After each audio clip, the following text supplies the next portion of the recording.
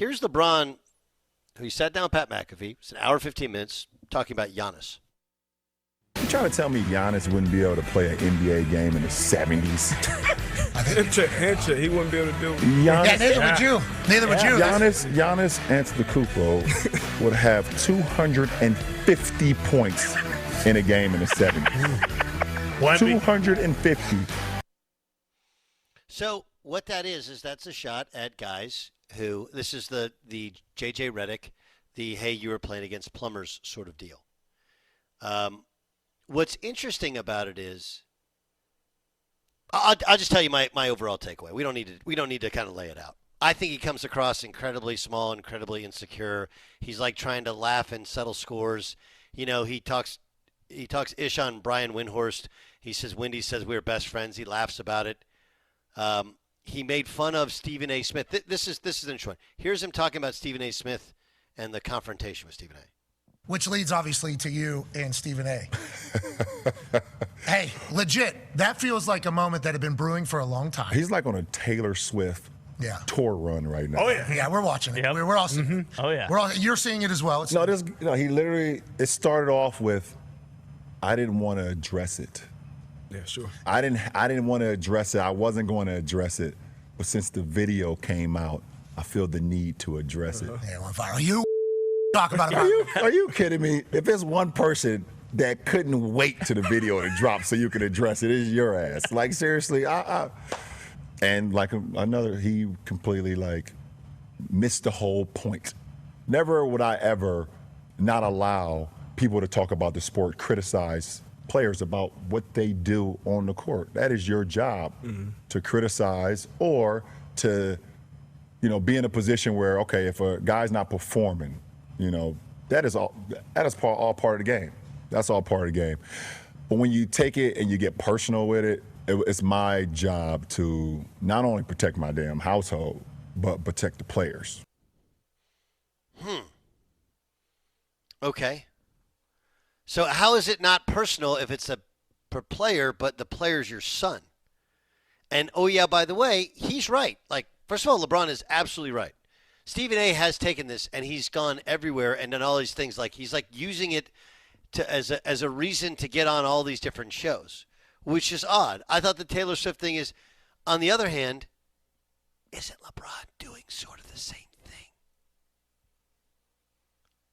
Right? And, oh, yeah, by the way, like, LeBron, you mean to tell me that there was never a moment you could have called him on the phone? There was never a moment where you could have had somebody, when he knew he was at the game, say, hey, man, can I talk to you after the game? Appreciate you. But, no, you did it during a timeout of a live basketball game. During a timeout of a basketball game. I've never seen that. So the idea that this is a private conversation that should have remained private when you have it in a public setting and you criticize Stephen A. for going on a tour and talking about it when you're doing the exact same thing is ironic, is it not? In regards to Giannis and would he score 250 points? Like, look, let's just have the conversation. The NBA is very, very different. If Giannis is Wilt Chamberlain, who famously scored 100 points, Wilt Chamberlain, if you've seen the videos, not crazy skilled, right? Not nearly as skilled as Giannis is. On the other hand, the training is different now. The weight training is different now. The diet is different now. So if Giannis went back in time and played in the 70s, what would his body look like? If Wilt Chamberlain came up in 2025, what would his body and his game look like? In addition to the fact that it's not played like it is today, where there's 5 guys outside the three-point line. There used to be 2 guys inside the lane on offense and 2 guys on defense. So you're comparing non-comparables. And the crazy thing about it is LeBron and JJ are 2 really, really smart guys. They're too smart for their own good, and they're way too arrogant for their own good.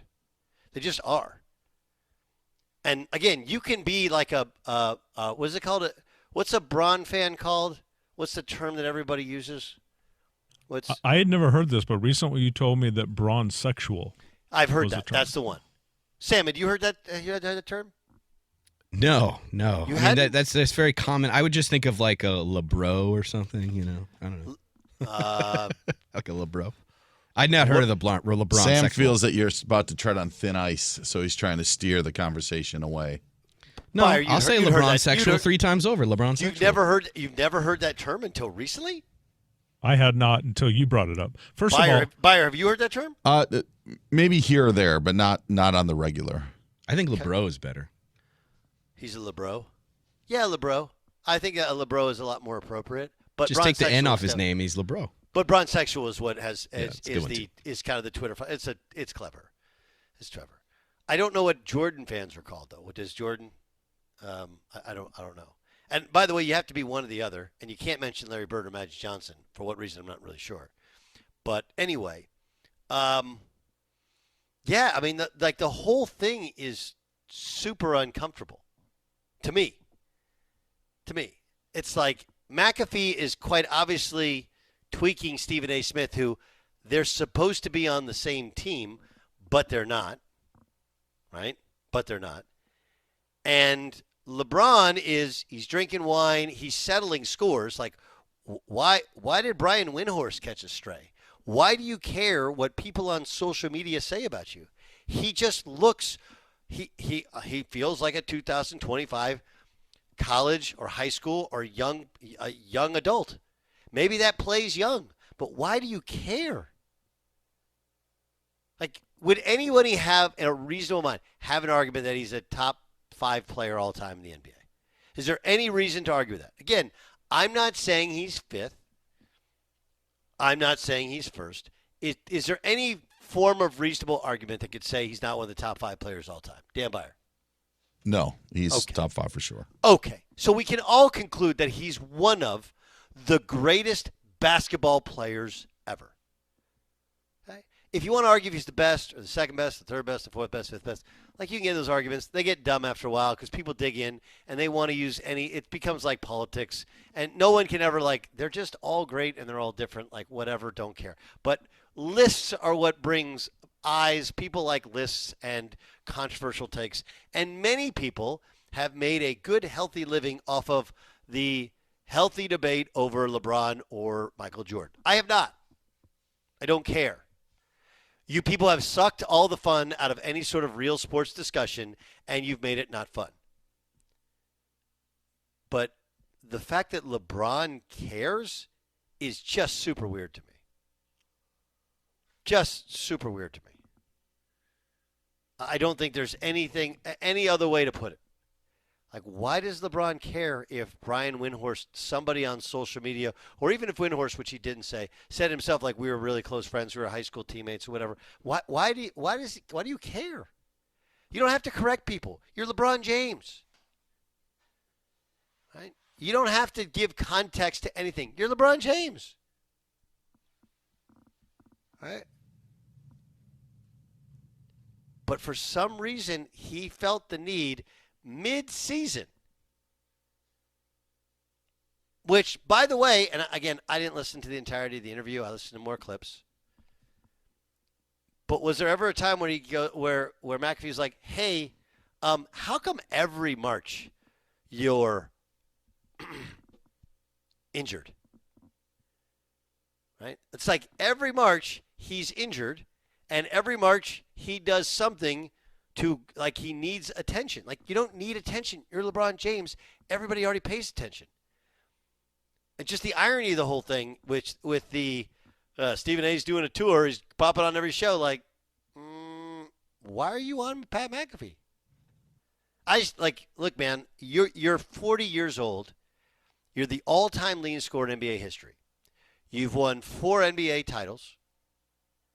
Your team, by the way, just traded for one of the biggest, youngest superstars in the game. So if you want to keep playing, no one keeps telling you not to. You got a guy who you respect as a friend is your head coach. You got your son on the team. You live in Los Angeles. You're building a new place in Beverly Hills, or I think, right? You moved out of Brentwood. He's in Beverly Hills, or they built. I don't know. But by anybody's estimation, you won, right? You got it. We can argue about if you're the best, the second best, the third best, whatever, and drive ourselves crazy over questions that really don't have answers. But what did you really win today by calling Brian Windhorst weird? Okay? By making fun of Stephen A. Smith. By basically saying players in the 70s and earlier sucked, that Giannis Antetokounmpo would score 250 points. What was the win in that? And if you're honest with yourself, whether you're Team Jordan or Team LeBron, you're a LeBro, is that what you said? If you're a LeBro,